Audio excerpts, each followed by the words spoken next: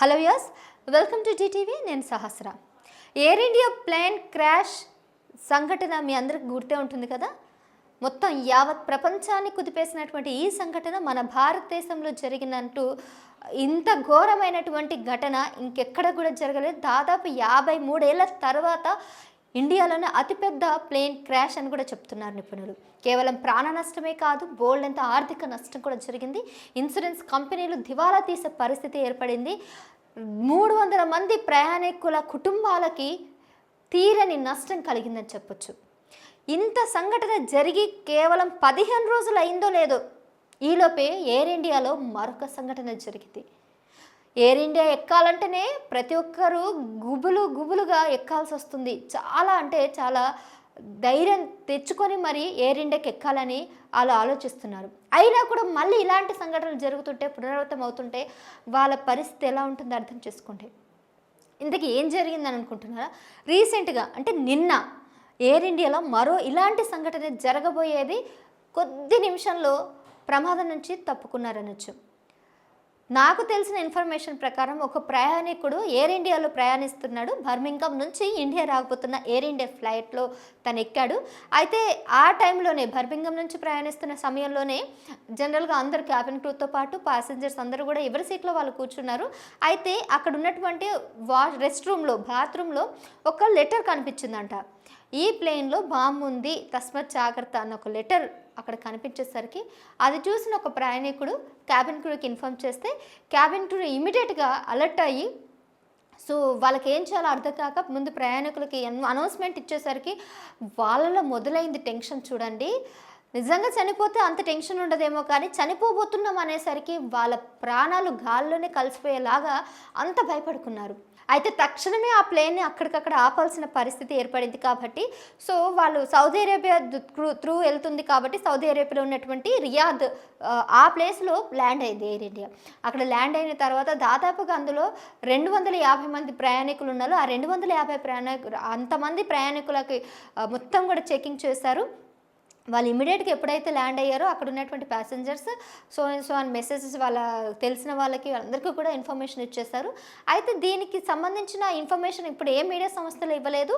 నిజానికి ఎందుకు మరి ఎయిర్ ఇండియా కావాలని ప్లాన్ చేసి మళ్ళీ భయపడతారు. ఎయిర్ ఇండియా రేటింగ్స్ పడిపోతే ఆల్రెడీ షేర్ మార్కెట్లో వాళ్ళ మార్కెట్ మొత్తం కూడా పడిపోయింది. అంతేకాకుండా ఇప్పుడు ఎయిర్ ఇండియాకి ఎక్కడానికి భయపడుతున్నారని చెప్పి ఇంక కొద్దిగా వాళ్ళు ఆలోచించి ఈ విషయాన్ని బయటకు తీసుకురాలేదో ఏమో తెలియదు. కానీ ఇప్పుడు ఈ ఇన్ఫర్మేషన్ స్వయంగా ఎవరైతే ఎయిర్ ఇండియాలో ప్యాసింజర్ ఉన్నారో తనే నాకు చెప్పినటువంటి ఇన్ఫర్మేషన్. దాన్ని ఇప్పుడు మేము ముందుకు ఉంచబోతున్నాను. సో తక్షణమే రియాద్ అనే ప్లేస్లో ల్యాండ్ అయిన తర్వాత వాళ్ళందరినీ కూడా హోటల్స్లో పంపించి మొత్తం 250 మంది మొత్తం చెకింగ్, మొత్తం వాళ్ళ లగేజ్ కూడా ఆ లగేజ్ని కూడా వాళ్ళతో పంపించలేదు. ఎందుకంటే పొరపాటున బాంబు అందులో కనుక ఉంటే అటు వాళ్ళతో పాటు ఉన్న సరౌండింగ్స్ కూడా ప్రాబ్లమ్ అని చెప్పేసి వాళ్ళకి లగేజ్ కూడా వాళ్ళకి ఇవ్వలేదు. మొత్తం చెకింగ్ అయింది. వీళ్ళందరినీ మళ్ళీ సపరేట్గా హోటల్స్ రూమ్స్ పెట్టి లగేజ్ని సపరేట్గా చెక్ చేసి ఇంత చేస్తారు. ఇదంతా చేస్తున్నప్పుడు ఆల్మోస్ట్ ఐ థింక్ 24 అవర్స్ పట్టినట్టుంది. ఈ 24 అవర్స్లో వాళ్ళు క్షణం అంటే భయంతో బతుకుతున్నటువంటి పరిస్థితులు, వాళ్ళ ఆందోళన వర్ణనాతీతం అని చెప్పొచ్చు. ఈ సమయంలోనే ఎయిర్ ఇండియా మొత్తం కూడా చెక్ చేసింది. అంత చేసిన తర్వాత మొత్తానికైతే బాంబు లేదని తేలింది. కానీ ఇలాంటి బెదిరింపు కాల్స్ ఎవరు చేస్తున్నారు, అలాంటి మెసేజ్లు ఎవరు పెడుతున్నారు, అక్కడ ఆ లెటర్ అయితే ఎవరు రాశారనేది ఇప్పటికి కూడా తెలియదు. మీకు విషయం తెలుసా, రీసెంట్గా మన హైదరాబాద్లోని బేగంపేట ఎయిర్పోర్ట్లో కూడా ఇదే ఇన్ఫర్మేషన్ అయితే ఒకరు పాస్ చేశారు. ఫోన్ చేసి బాంబు పెట్టమనేసరికి అప్పటికప్పుడు అలర్ట్ అయింది. ఎవరైతే ఫోన్ చేశారో అప్పటికి మొత్తం కూడా అంటే పొరపాటున పెట్టుంటారేమో అని అధికారులంతా కూడా తనిఖీ చేశారు. అన్ని ప్లేసెస్లో అంతా వెతికారు, అంతా చేశారు, కానీ సరిగ్గా దొరకలేదు వాళ్ళకి. సో ఎవరైతే బాంబుకి పెట్టారని ఫోన్ చేస్తారో వాళ్ళని కనుక్కొని వాళ్ళని అరెస్ట్ చేయడం అయితే జరిగింది. మరి ఇప్పుడు సౌదీ అరేబియాలో ఇలాంటి ఆకతాయి పనులు కావాలని చేస్తున్నారా, ఈ ఆకతాయిలు ఎవరనేది పట్టుకునే ప్రయత్నం అయితే చేస్తున్నారు అధికారులంతా కూడా. కస్టమ్ డ్యూటీ వాళ్ళంతా కూడా అందరినీ తనిఖీ చేశారు.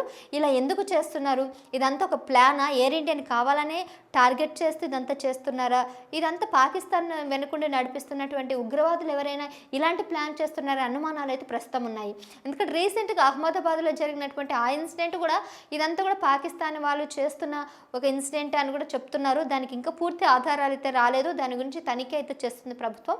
అయితే ఇప్పుడు ఈ ఎయిర్ ఇండియాలో మళ్ళీ ఇలాంటి ఇన్సిడెంట్ జరిగింది. అది కూడా లండన్ నుంచి హైదరాబాద్ రాబోతున్నటువంటి ప్లేన్ బర్మింఘం నుంచి జరిగినటువంటి ఈ సంఘటన అక్కడ ప్రయాణికుడు మనకు చెప్పడం జరిగింది. ఇదంతా మీరు ఒక్కసారి ఆలోచించండి. ఇదంతా కూడా ఎయిర్ ఇండియా ప్లేన్లోనే జరుగుతుంది.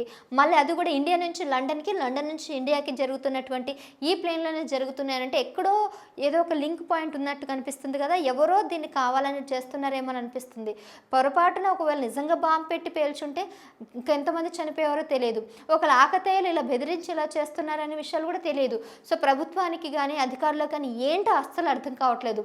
ఇంత టెన్షన్తో బతుకుతున్నాం అంటే ఇక్కడ నిర్లక్ష్యం జరుగుతుంది ప్రభుత్వానుదా, లేకపోతే అవతవాళ్ళు చేస్తున్నట్టు పనులకి మనం భారీ మూల్యం చెల్లించుకుంటున్నాం అనేది తెలియదు. ఏదైతేనేమి ఇలాంటి దుర్ఘటనలు సంఘటనలు మరోసారి రాకుండా ఉండడానికి అటు ప్రభుత్వాలు తోడ్పడాలి, అంతేకాకుండా మనం కూడా ఆ భగవంతుని అయితే ప్రార్థిద్దాం.